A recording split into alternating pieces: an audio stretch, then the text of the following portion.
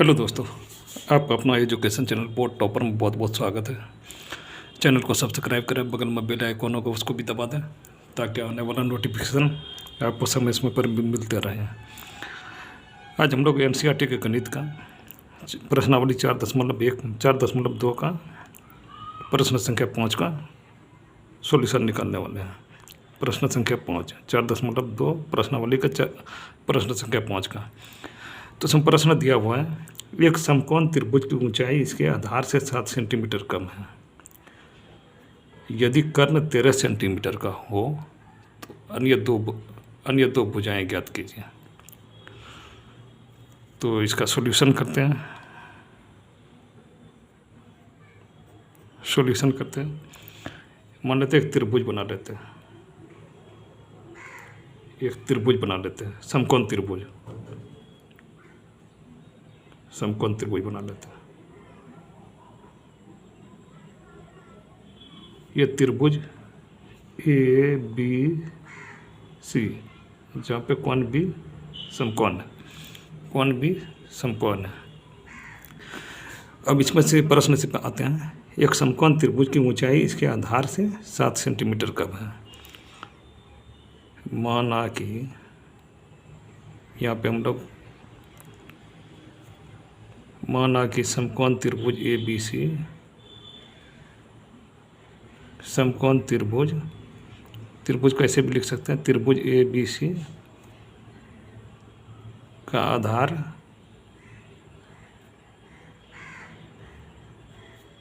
बराबर x centimetre है। तो इसका आधार बराबर बी सी बराबर x सेंटीमीटर x है। और बोल रहा है इसका ऊंचाई इसके आधार से 7 सेंटीमीटर कम है। तब त्रिभुज की ऊंचाई बराबर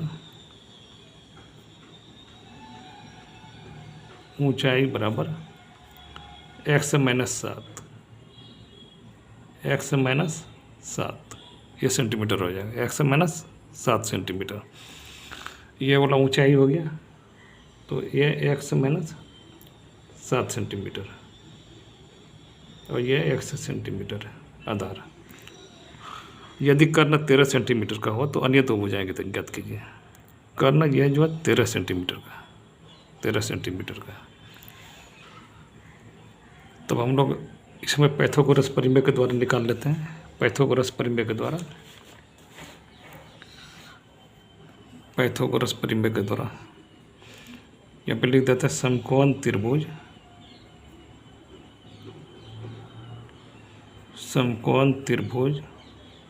ए बी सी में, कोण बी बराबर 90 डिग्री है, जिसमें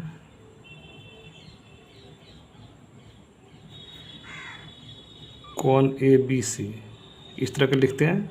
तो ये बीच वाला मान होता है उसका कोण का मान निकाल 90 डिग्री है। तो पाइथागोरस प्रमेय से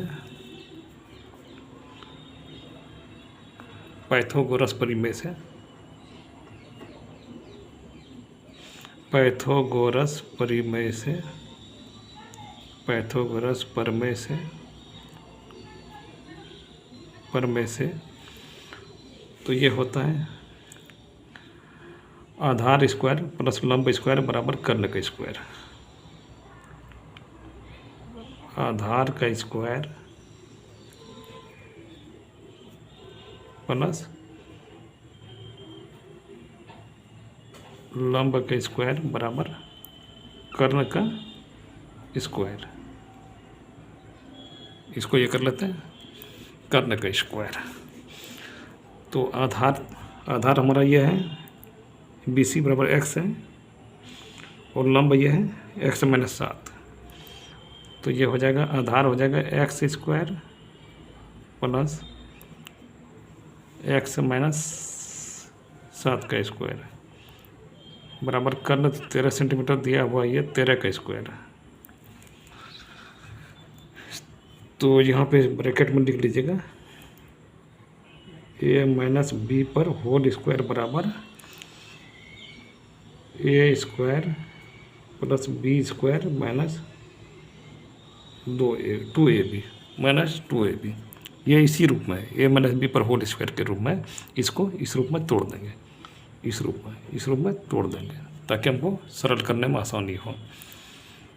तो x square plus a minus B पर होल स्क्वायर बराबर ए स्क्वायर हो गया x square plus B square हो गया 7 का स्क्वायर हो जाएगा 49 माइनस 2ab माइनस 2, ए की जगह एक्स है और बी की जगह 7 है, तो माइनस 14x हो जाएगा बराबर 169 बराबर 169 हो गया।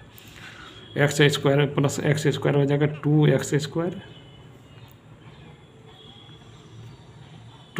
स्क्वायर और माइनस 14x, इसको पहले लिख लेते हैं, इसको इधर लेके आ जाएंगे, माइनस 14x बराबर 169 माइनस 49। एकदम सिलसिलेवार बेसिक से चल रहे हैं कि आपको समझने में कहीं पे कोई तरह की परेशानी नहीं हो, एकदम बेसिक कंसेप्ट है। 2x स्क्वायर माइनस 14x बराबर 169 में घटेगा 49, तो हो जाएगा 9 में 9 घटा 0, 6 में 4 घटा 2, 120। अब इसको 2x स्क्वायर माइनस 14x, इसको 120 को इधर ले आते हैं बराबर के इस साइड, बराबर के इस साइड लाएंगे तो निगेटिव में हो जाएगा, इधर प्लस है तो इधर आने के बाद माइनस हो जाएगा, माइनस 120 बराबर 0।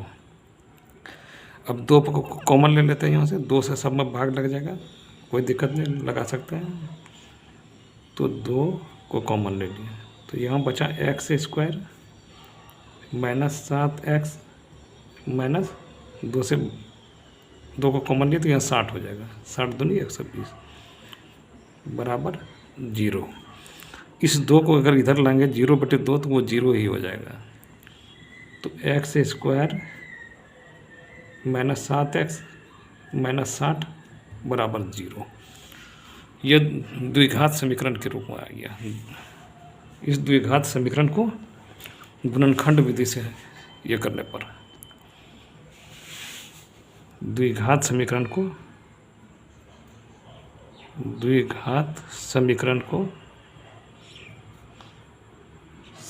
को इस तरह का लिखेगा तो एग्जामिनर बहुत ज़्यादा प्रभावित होगा। द्विघात समीकरण को गुणनखंड विधि से हल करने पर, गुणनखंड विधि से हल करने पर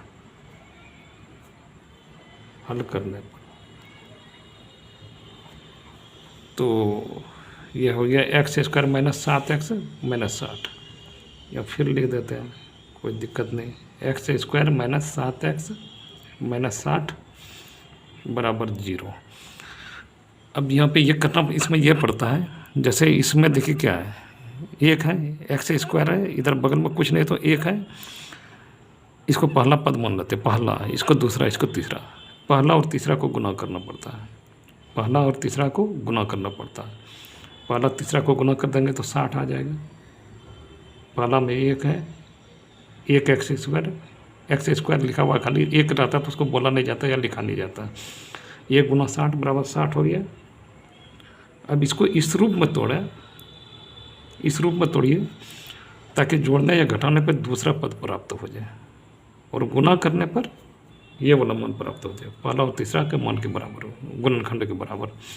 तो इसको देखिए 12 और 5 में तोड़ सकते हैं, 12 और 5 में, तो 12 गुना 5 करेंगे तो 60 हो जाएगा, और 12 में माइनस 5 करेंगे तो 7 हो जाएगा, ये वाला चीज़ आ जाएगा।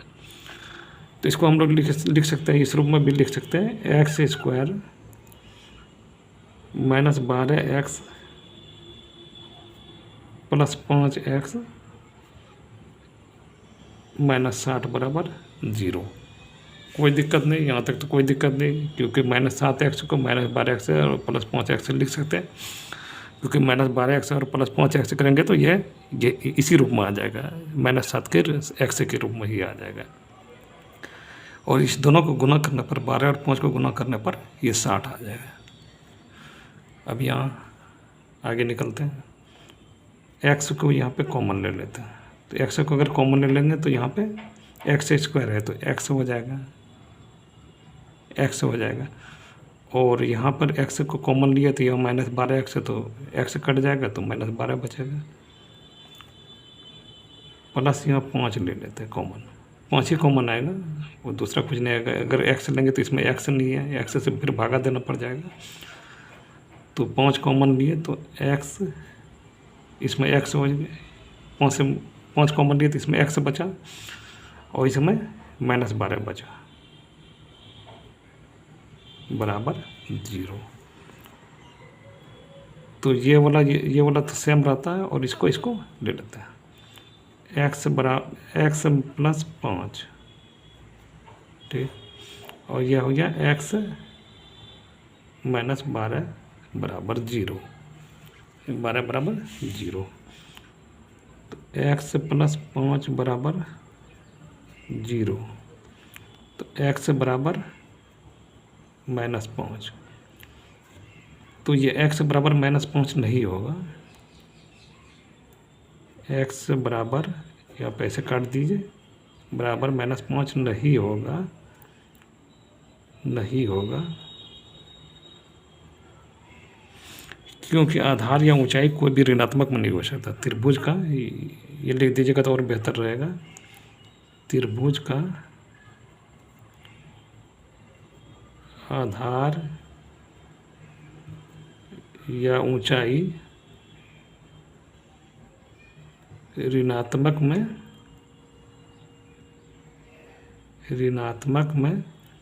नहीं हो सकता है, नहीं हो सकता है, हो सकता है। तो x का मान x - 12 बराबर 0, x बराबर ये 12 हो गया। ये 12 तो हमारा आधार निकल गया, 12 आधार निकल गया। इसलिए ये आप लिख दीजिए, त्रिभुज का आधार बराबर, त्रिभुज का आधार बराबर 12 सेंटीमीटर।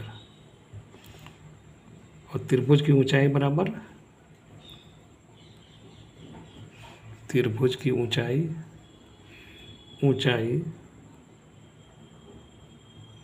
बराबर x - 7 है तो ये 12 - 7 हो जाएगा, 12 - 7 बराबर 5। अतः त्रिभुज का आधार 12 सेंटीमीटर, यहाँ पे लिख देते हैं। अतः त्रिभुज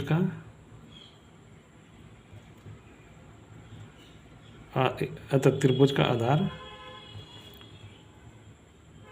12 सेंटीमीटर तथा त्रिभुज का ऊंचाई बराबर 5 सेंटीमीटर।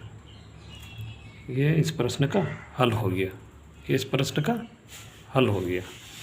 अगर आप चेक भी करना चाहते हैं तो देखिए, पाइथागोरस परिमेय से यहाँ जिस तरह आए थे, आधार स्क्वायर प्लस लंब स्क्वायर बराबर कर्ण स्क्वायर हो, ये हम लोग पाइथागोरस परिमेय से जानते हैं। आधार 12 यहाँ पे निकला तो 12 का स्क्वायर करेंगे, साइड में करके देख लेते हैं, साइड में करके देख लेते हैं। 12 का स्क्वायर करेंगे 144 होगा, और ये 12 - 7 ही है, ये 12 - 7 5 × 5 = 25 तो 169 आया। और कर्ण का स्क्वायर भी 13 का स्क्वायर बराबर 169 ही होगा, तो कोई दिक्कत नहीं। और कहीं पे भी कोई कन्फ्यूजन हो तो कमेंट में बताएं, उसका समाधान किया जाएगा। Thank you, thanks for watching, thank you.